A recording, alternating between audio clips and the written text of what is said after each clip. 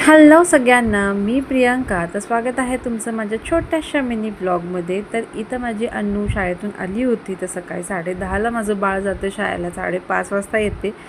तर इतर वेळेला या दोघांचं पटत नाही, अर्जुनचं आणि अनन्याचं. मात्र दिदी नसली दिवसभर की त्यालाही करमत नाही. तर आल्यानंतर तोही तिची गळाभेट घेत होता. प्रेम दोघांचं उतू चाललेलं होतं. त्यानंतर अनन्याला पाहिजे होता पास्ता. तर ती सकाळीच सांगून गेली होती की मला संध्याकाळी पास्ता कर म्हणून. तर मी पास्ता करायला घेतला होता.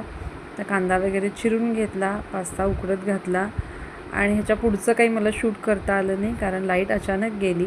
त्यामुळं सगळा अंधार होतो किचनमध्ये.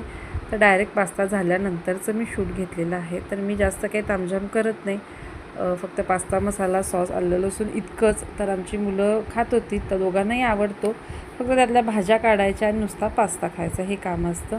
त्यानंतर तांदूळ भिजत घातले होते उद्यासाठी. तर उद्या कोणाला आंबोळी पाहिजे तर आंबोळी, आप्पे, इडली, डोसा, जे काय पाहिजे ते करायचं म्हणून ते पीठ बारीक करून ठेवलं आणि थोडंसं बाहेर येऊन बसले अंगणात.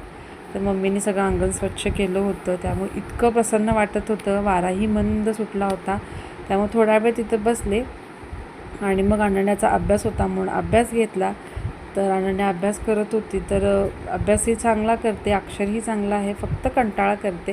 तर असा होता माझा आजचा दिवस. व्हिडिओ आवडला असल्यास नक्की लाईक करा, शेअर करा आणि फॉलो करा.